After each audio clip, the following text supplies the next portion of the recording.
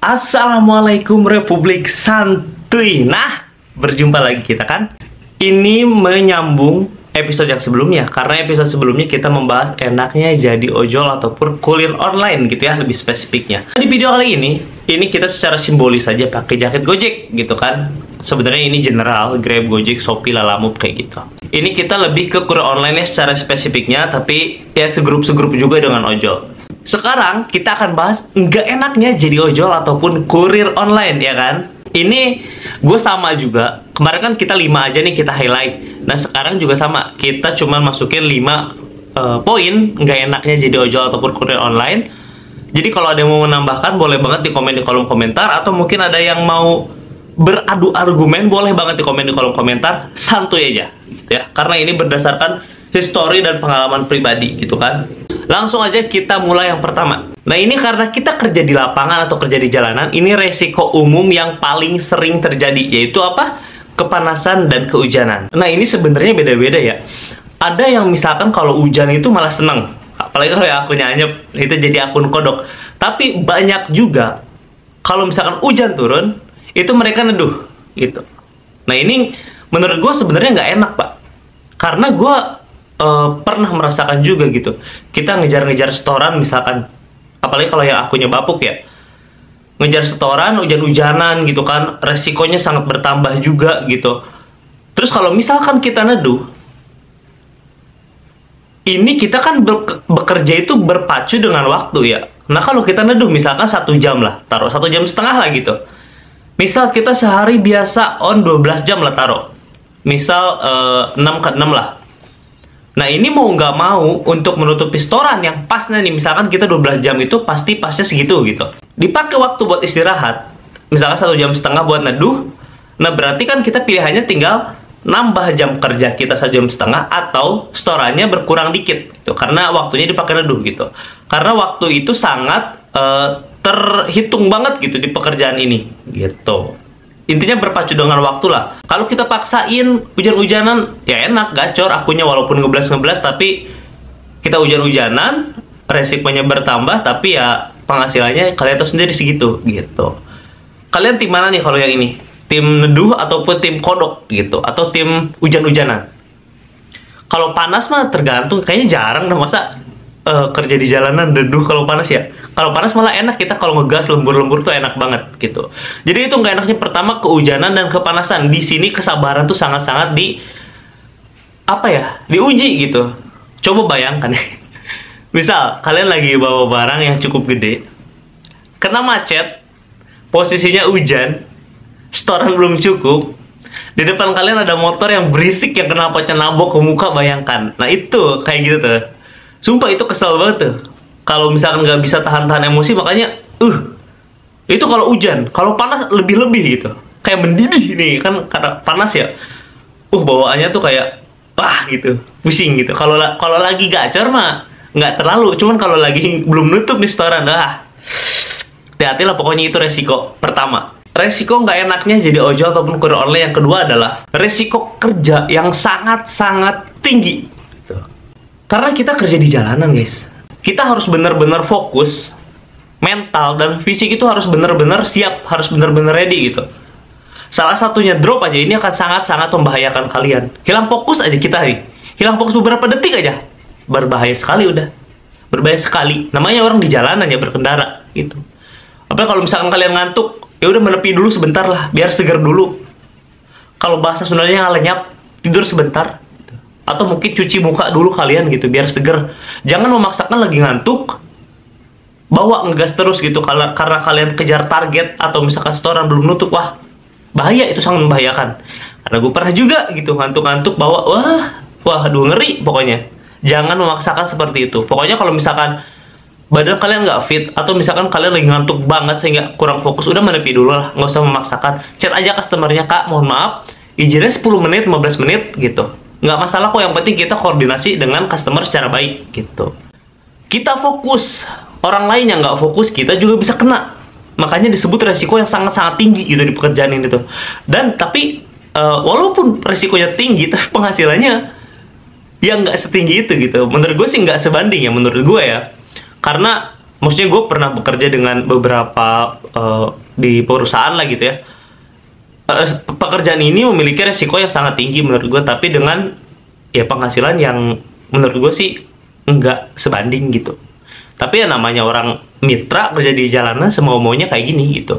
Kita harus fokus, pokoknya kalau kita fokus, hati-hati juga yang lain. Kalau yang lain nggak fokus, kita harus siap-siap gitu. Pokoknya depan, belakang, kiri, kanan tuh harus ready lah gitu. Itu dari segi keselamatan ya guys.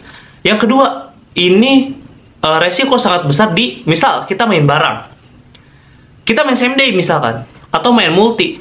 Nah, ada satu nganter misalkan ke lobby atau kemana gitu, kita kurang fokus nih, misal kita bawa 5 barang, yang satu jatuh, entah karena itu kita kurang fokus, kurang safety, kurang hati-hati nyimpennya, atau ada orang lain yang berniat jahat misalkan gitu, misal diambil lah gitu pakainya satu. Ini akan jadi masalah juga ke kita gitu. Ya solusinya ya harus ganti gitu. Kalau barangnya murah, kalau barangnya mahal, nombok kita, ongkos nggak seberapa gitu kan. Walaupun ini bisa ditanggulangi dengan yaitu kehati-hatian gitu. Cuman kayak tadi kalau misalkan kita nyimpen ke lobby, tapi kalau ada niatan dari orang lain, ya itu di luar kuasa dan kendali kita gitu. Bismillah aja makanya kalau narik kayak gini gitu. Itu menurut gua makanya resikonya sangat-sangat tinggi, baik di dalam hal apapun, dari segi apapun gitu guys. Yang ketiga, ya ini yang selalu gue ulang-ulang, nggak enaknya jadi ojol ataupun kurir online adalah pendapatan yang cenderung berkurang dari tahun ke tahun gitu. Atau mungkin ada yang stabil, tapi kan wah kita terlalu jauh nih kalau berbicara inflasi dan lain-lain ya. Itu menurut gue perhitungannya menurun dari tahun ke tahun. Kalian boleh tanya, mungkin gue belum 10 tahun lama banget gue jadi ojol ya. Nah, tanya dah ke yang udah tahun 2014, 2015, zaman-zaman itu udah, wah udah, tanyain dah. Makanya karyawannya banyak yang berhenti dulu, bela-belain pengen jadi ojol. Karena waktu itu insentif lagi kencang-kencangnya, bakar duit perusahaan lagi kencang-kencangnya. Sekarang mah udah, gitu, udah seada-adanya aja udah kalau sekarang, gitu.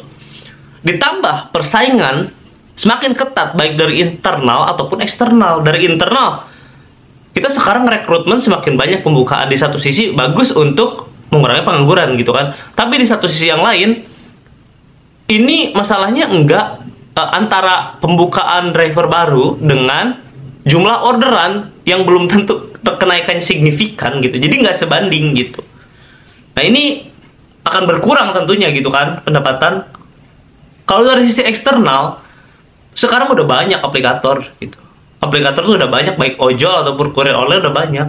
Ditambah aplikasi-aplikasi pesaing, pasti mereka akan banting harga dulu, akan bakar-bakar dulu, akan banyak promo-promo dulu, tentu akan kepecah orderan gitu. Makanya ya persaingan internal dan eksternal semakin ketat, semakin sulit gitu. Makanya gue masukin di sini pendapatan yang kemungkinan besar akan selalu berkurang gitu setiap tahunnya. Mungkin ada yang stabil beberapa persen, tapi gue yakin itu nggak sebanyak yang penghasilannya menurun gitu.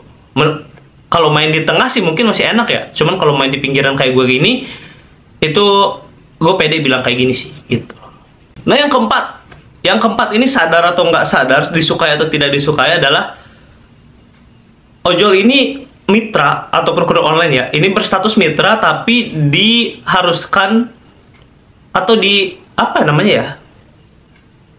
Dipaksa secara perlahan gitu kan, secara tidak sadar kerja seperti karyawan gitu. Walaupun nggak semua aplikator sistemnya kayak gini ya, cuman banyak beberapa yang main dengan cara seperti ini. Loh, kayak gimana bang maksudnya gitu kan? Jadi kan kita mitra, kita bebas sebenarnya di ojol ini mau kerja 2 jam, 3 jam, 5 jam, atau hari weekend aja bebas, sebisanya kalian on gitu. Cuman pasti coba tanya kalian ke yang akun-akun yang gacor. Bang, kok bisa kok akunnya gacor kayak gitu? Pasti jawaban mereka di top 2 lah. Antara yang pertama tuh paling bagus, konsistensi jam on bid. Pasti itu jawabannya. Misalkan mereka sehari on bid 10 jam per hari, mereka akan kerja seperti itu terus-terusan gitu. Dalam 1 minggu mungkin 5 hari atau 6 hari kerja seperti itu terus gitu. Pokoknya sehari 10 jam aja. Baik itu dari jam 8 pagi sampai jam 6, atau mungkin jam 6 pagi sampai jam 4 sore kayak gitu. Pokoknya 10 jam, ada yang 12 jam gitu, beda-beda gitu. Jadi pokoknya di atas 8 jam pasti mereka on gitu. Ini kan jadi kayak karyawan. Kalau karyawan 8 jam aja gitu, dan itu ada istirahatnya udah tentu gitu, dan fasilitasnya juga diberikan gitu. Nah kalau ini sebenarnya statusnya mitra, cuman karena ngejar kegacoran akun, jadi mau nggak mau bekerja seperti karyawan gitu. Menurut gue ya ini agak aneh sistemnya gitu. Walaupun mungkin nanti akan ada yang jawab, ya mungkin kan aplikator juga milih-milih bang, mana yang loyal mana yang enggak. Yes, betul, bisa juga kayak gitu kalau misalkan itu alasannya gitu. Cuman karena ini tadi gue bilang, karena kita statusnya mitra, nah kita THR aja nggak dapet kemarin gitu kan, itu jelas-jelas yang hari raya gitu.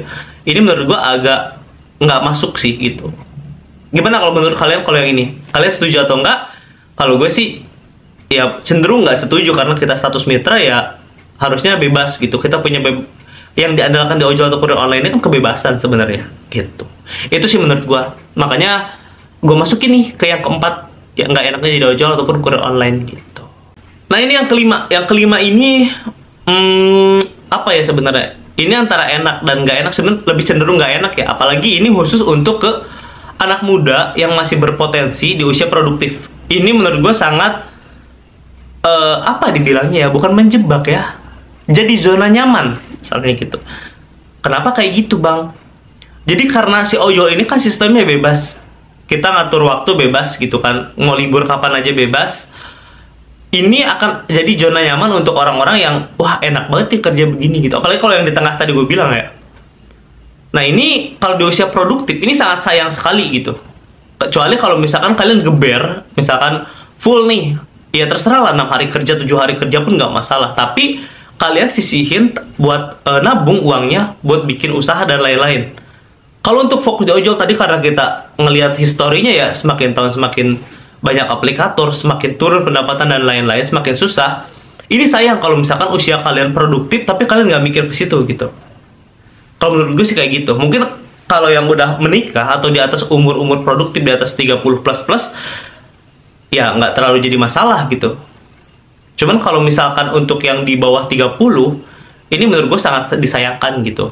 Kalau misalkan kalian nge-full time di situ, jadi kurang pengalaman bisa jadi di dunia kerja karena terlalu fokus di sini. Mungkin di sini jadi expert kalian, tapi kalau misalkan mulai ngelamar ke perusahaan-perusahaan atau interview yang lain, enaknya sih banyak histori pengalaman kerja gitu. Itu jauh lebih enak menurut gua. Jadi kalian nggak terlalu fokus di sini gitu. Kalau menurut gue sih kayak gitu, sangat disayangkannya kayak gitu. Jadi kalau untuk di zona nyaman, kalau bisa jangan jadi di zona nyaman gitu. Cuman emang ya gitu, kalau misalkan gue banyak berbincang dengan kawan-kawan gue yang masih di usia produktif ataupun di nggak usia produktif lah gitu kita bilang, itu mereka memang sangat jadi zona nyaman di perojolan ini gitu. Apalagi kalau misalkan di tengah-tengah gue bilang tadi, karena penghasilannya enak, gampang liburnya. Nah ini cuman sayang nih kalau misalkan usia produktif dipakai full time di situ dan kalian nggak nyisihin uang buat nabung buat kedepannya rencana kalian yang lebih matang. Itu sangat sayang menurut gue gitu. Ini sih menurut gue yang 5 nggak enaknya jadi ojol ataupun kurir online.